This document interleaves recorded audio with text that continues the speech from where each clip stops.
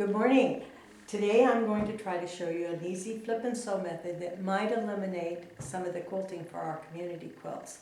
And practicing at home, I have learned that if it may take, it seems like it takes a long time, but if I consider all of it together, this is about twice as fast as doing it our old method. The first thing you're going to do is take your kit, your little charm squares, and you're going to sew them together in strips, 6 strips with 8 blocks in it. And then you're going to lay them out the design you want, and you're going to number them 1, 2, 3, 4, 5, 6. You're going to lay them off to the side. Then you're going to get your batting and your backing and cut that out, and you're going to lay it out where they are evenly matched. You're going to fold it in half, such as this. Line up your batting so that it's good and even. Crease it down the middle. You can press it with an iron or you can press it with your fingers. Once you press it this way, you're going to fold it in half again and press it.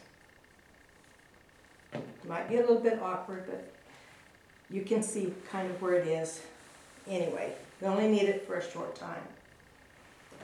Open it up. You can kind of see where your creases are. And you're going to take number 3 or 4, either one, and you're going to lay that seam, your number 1 thing, right on the crease.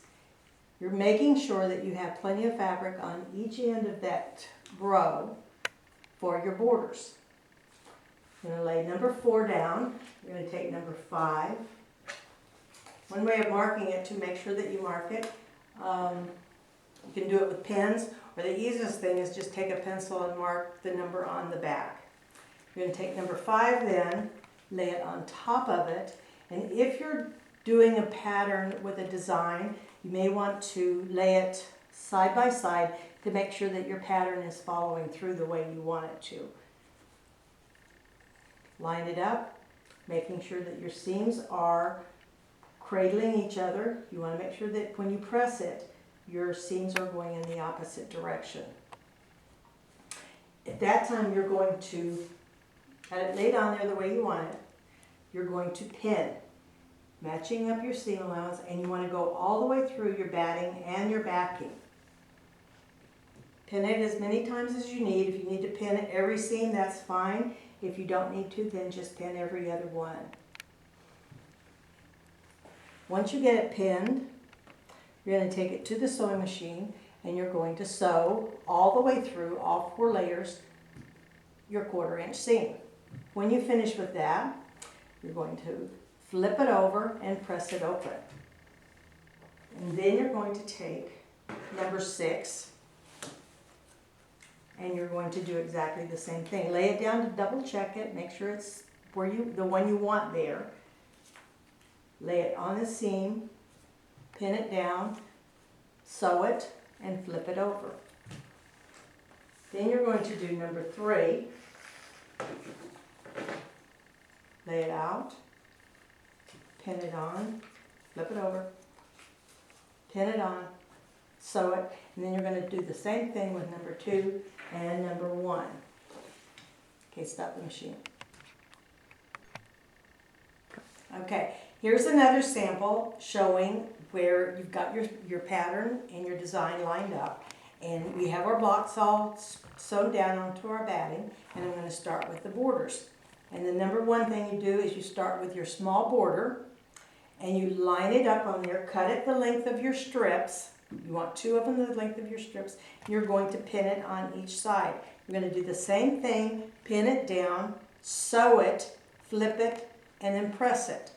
Once you get that done on one side, then you do the same thing on the other side. Make sure that it has been cut the same length.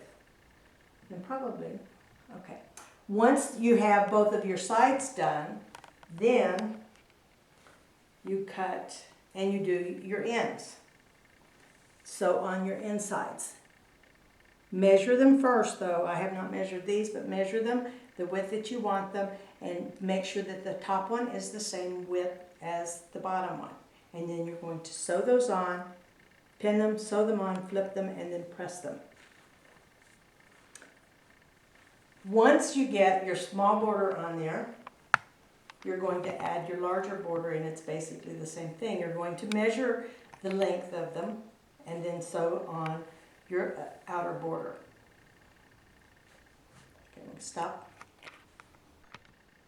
Okay, once you have your side borders on, you're going to do your top border, the width of that, and it's going to go all the way across the top and to the edge of that. Once you get all 4 of your borders sewn down, flip them over and press them, then we're going to proceed. That pretty much has got your quilt done. You're ready for your binding. So I'm going to go to another step and show you how it makes it really simple to put your binding on there without sewing it as a separate piece. Okay? Okay, this one, the sample here is completed as far as all of the sewing has been done. The squares are sewn down, the borders are put on, and you now take the scissors or a ruler and cut down approximately 3/4 of an inch outside of this outer border. When you're finished with that, you can trim off your backing to be long enough so that you can fold it over and form your binding. And then we simply top stitch that down and it will be quilted. What I did was on this one was I got it all trimmed and then I folded it down and I pinned it, and then I took the iron and I pressed it. That simply made it easier for me to sew a nice straight line.